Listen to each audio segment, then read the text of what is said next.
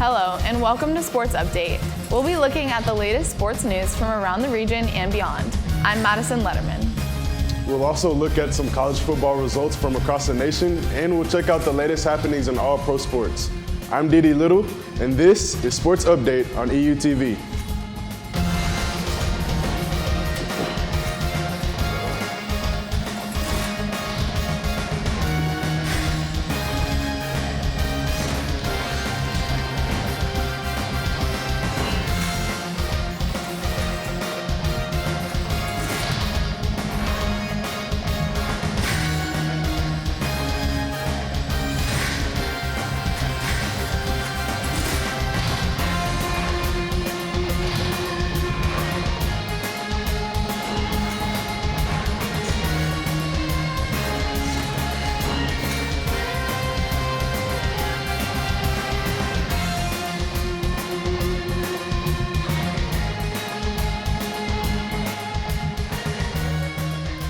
We had a great week last week full of Evangel sports.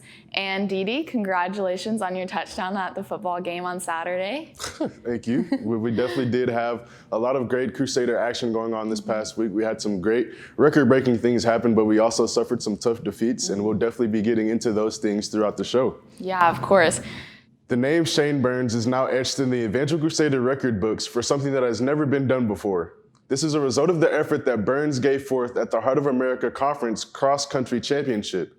Burns became the first four-time NAIA National Championship qualifier and the first four-time all-conference performer in Evangel history with his effort this past weekend.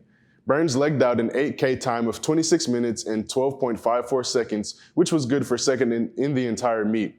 Burns will be joined at the NAIA National Championship meet by juniors Grant DeWitt and Christian Davis, both of whom placed inside of the top 15 for the Crusaders.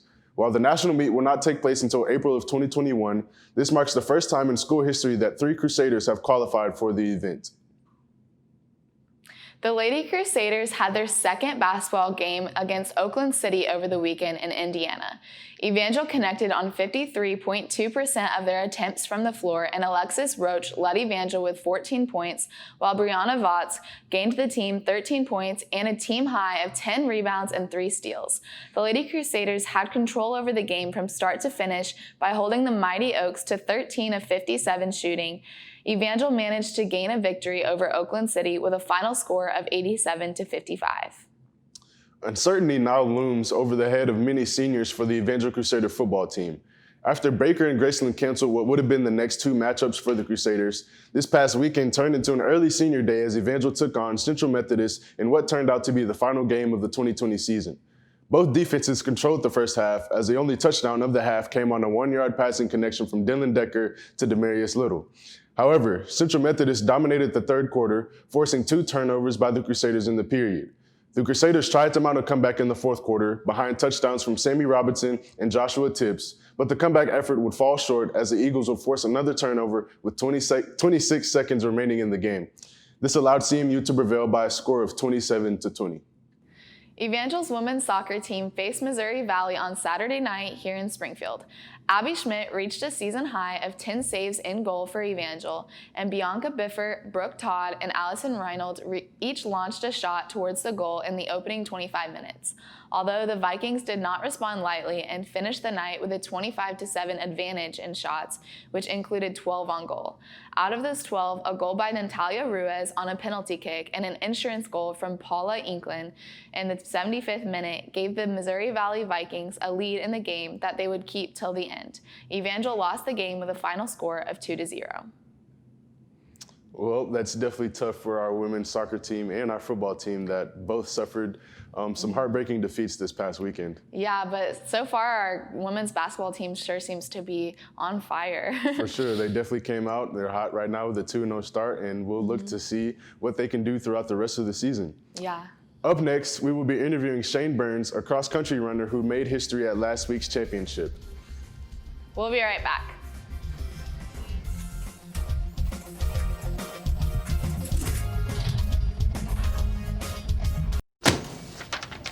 Hey, Hard, what's this? That's my resignation letter. You're resigning.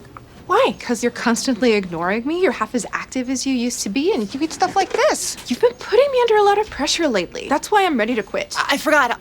I'll do better. Please, don't quit on me. Okay, but remember, it's not what you say, it's what you do. Listen to your heart. Don't let it quit on you. Let's go for a walk. Uncontrolled high blood pressure could lead to a stroke, heart attack, or death. Get yours to a healthy range before it's too late. Hey, you! Yeah, you. Getting that college education. What are you gonna do? Graduate and take some office job? Be like everybody else? Or will you dare do something different? Like, be a teacher. You could be my teacher. You got the skills. The smarts? Yes, you. You could be the teacher I never forget. That'd be cool. Does that corporate job even have recess? What are you gonna make of yourself? What are you gonna make of me?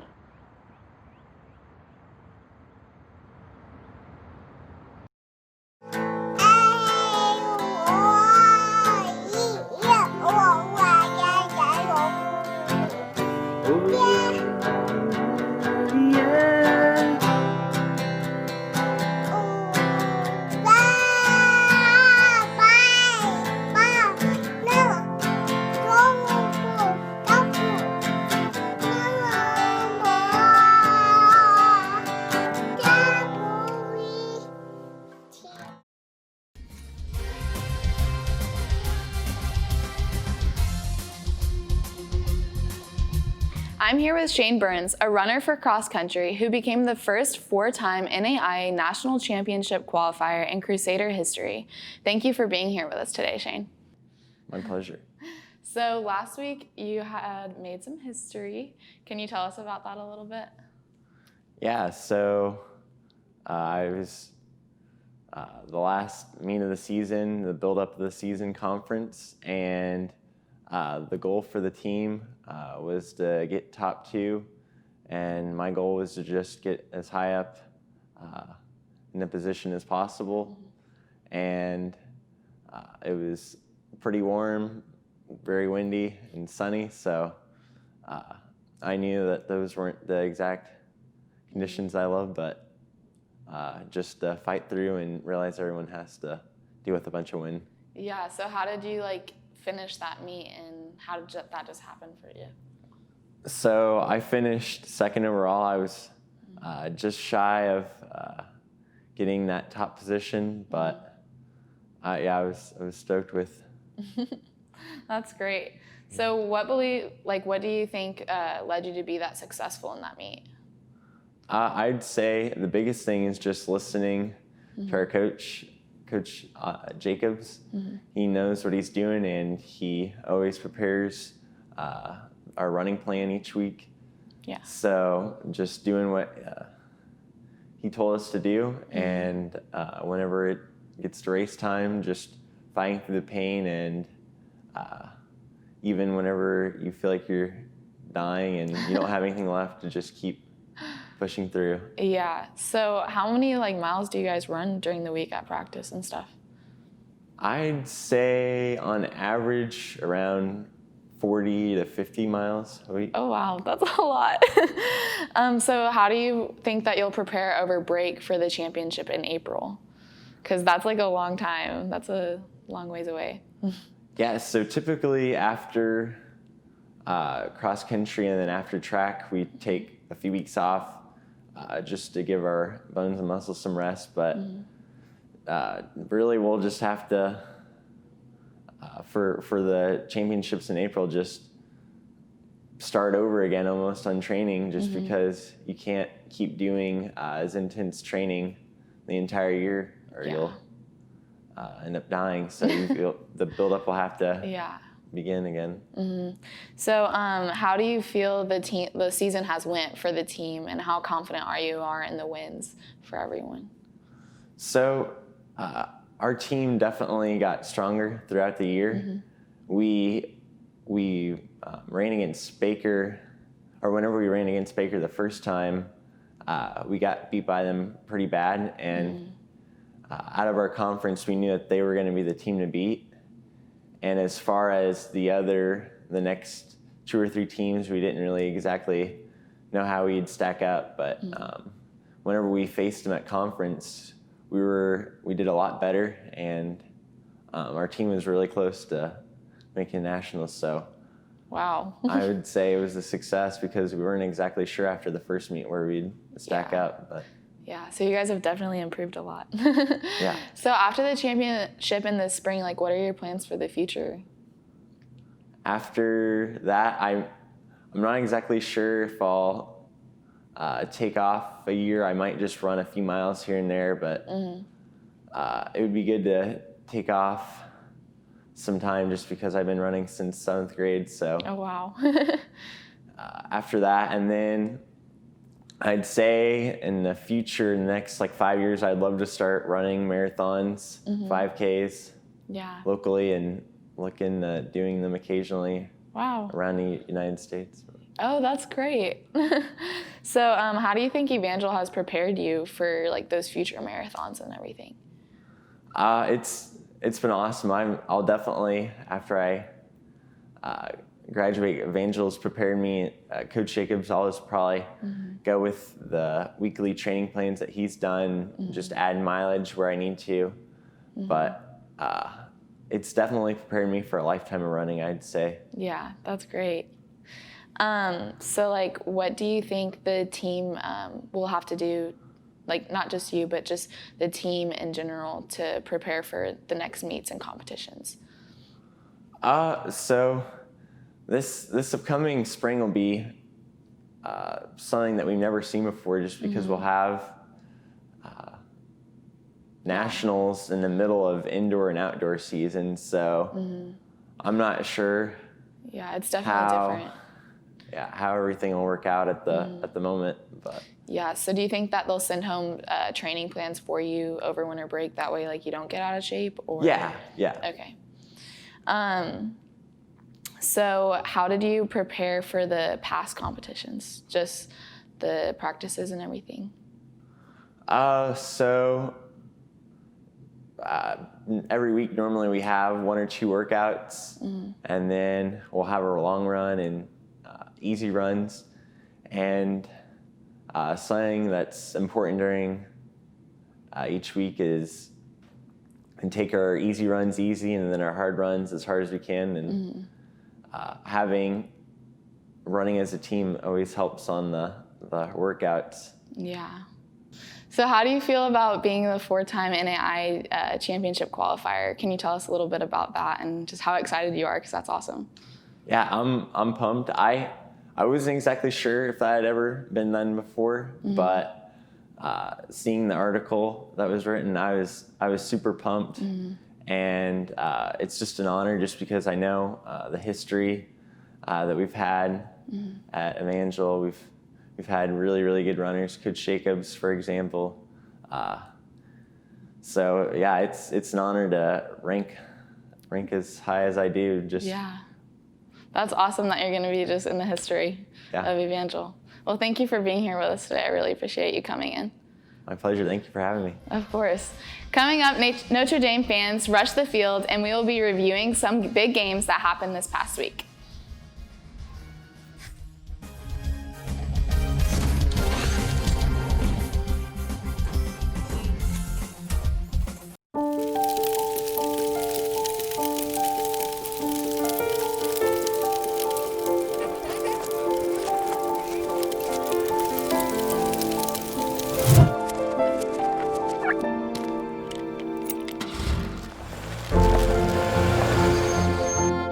Did you know parking over tall, dry grass can spark a wildfire?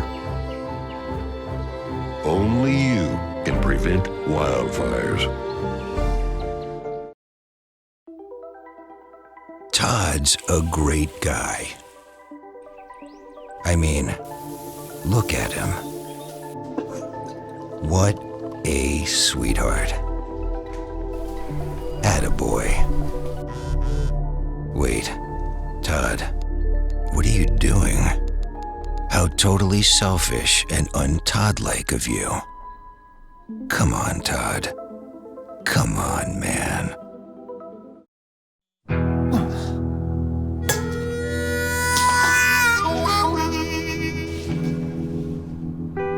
Get caught buzz driving, and you could do some hard time.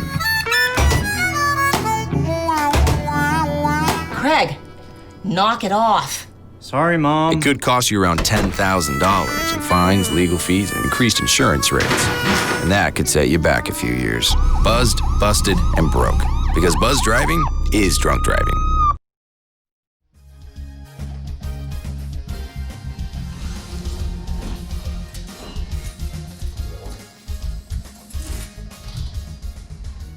Notre Dame head coach Brian Kelly is now viewed as a prophet of sorts around the college football world.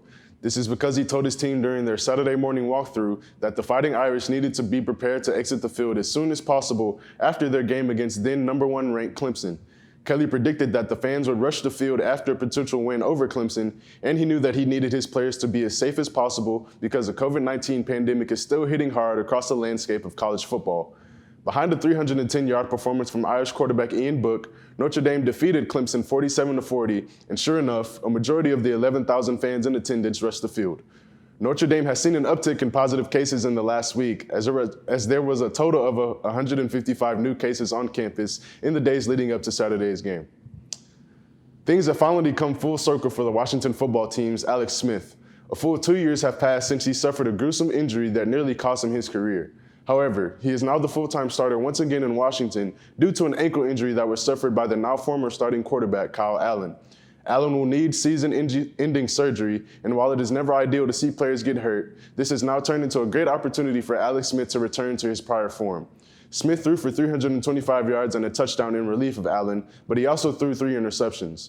Smith will look to rebound from a shaky performance in his first full start since 2018 when Washington takes on the Detroit Lions. The Titans released 3 defensive starters on Tuesday and made 12 roster moves on Sunday. Their game against the Chicago Bears showed off their defense, which worked like a brand new team. The Bears did not have much of a chance. Their third down defense put pressure on Chicago quarterback Nick Foles and had reliable downfield coverage. The Titans entered the game with just 7 sacks in the season, but totaled 3 more on Sunday.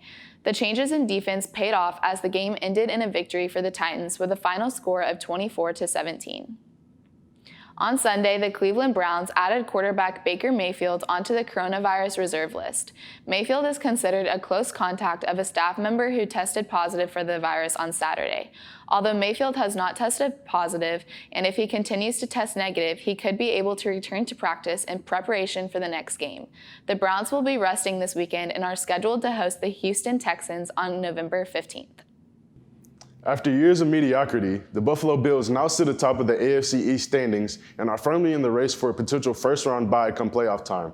This improbable turn of events for the Bills is partially due to Tom Brady's departure from the Patriots, but it also has to do with how well they have been playing this season. This was evident on Sunday as they took on the Seattle Seahawks, who are a popular pick to be the NFC's representative in the Super Bowl. Josh Allen looked like a surefire MVP candidate as he threw for 415 yards and 3 touchdowns, while the Bills' defense forced 4 turnovers. Seahawks quarterback Russell Wilson threw for 390 yards and 2 touchdowns of his own, but his 2 interceptions doomed any chances of a Seahawks comeback. The Bills were able to score the most points in the Sean McDermott era as they were able to win this game by a score of 44-33. Wow, that sounds like a great game. It definitely was a great game. We had a lot of great games actually go on this past weekend. Yes, the Kansas City Chiefs won their game on Sunday, and that was just an exciting game as it was a nail-biter. It was really close, especially even at the end, and yeah. I was happy to see the win. It was. It came down to a long field goal attempt by the Panthers, but it ultimately was wide right and a little bit short, so the Chiefs were able to pull that out. Also, I don't know if you saw it, but the Jets and the Patriots had a surprisingly good game last night on Monday Night Football. I did not see. Yeah, it was a great game. The Jets were leading for a good while throughout the game, but the Patriots were able to squeak out a victory in the end on a last-second field goal. So that's pretty exciting. Kind of heartbreaking if you're a Jets fan, but you're still firmly in great position in the tank for Tua. Yeah. Not tank for Tua, tank for Trevor sweepstakes. Sorry. That is a really exciting Monday night, though. For sure, for sure. Well, let's check out what's coming up for our Crusader Sports here on campus. Yes.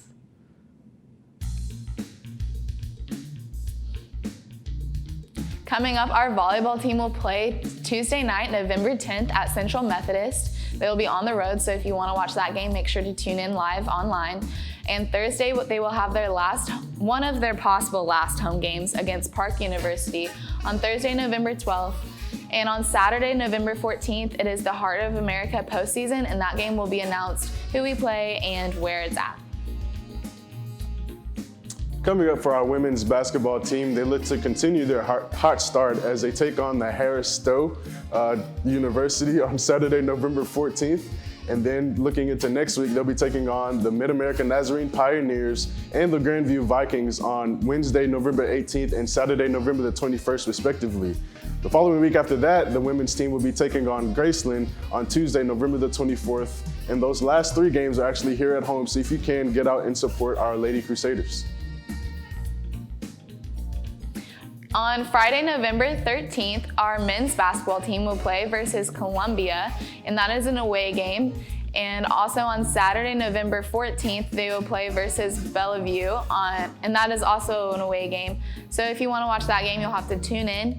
And on Wednesday, November 18th, they will play Mid-America Nazarene, and Tuesday, November 24th, they will play Graceland, and both of those last 2 games are at home. So make sure to join in at the Ashcroft Center before winter break. Coming up for our soccer teams, this coming Thursday, November the 12th, our teams will be taking on Park University on the road, and the men's team will be playing at 3 p.m. and the women's team will be playing at 7 p.m. Wow, we have a lot of sports coming up, a lot of games right before winter break, and I'm excited to see how all of them go. Good luck to our teams. 100%. Although the football season has come to an end, there's still a lot of other sports going on here on campus. So it's a great time for you to get out and support all of our Crusader sports teams as they compete in competition throughout this coming weeks and throughout the winter break. Yeah, it's really exciting. Well, that's all of the time that we have today for Sports Update. I'm Madison Letterman. And I'm Didi Little. This is our last show for the semester, so make sure to join us after winter break for new sports updates.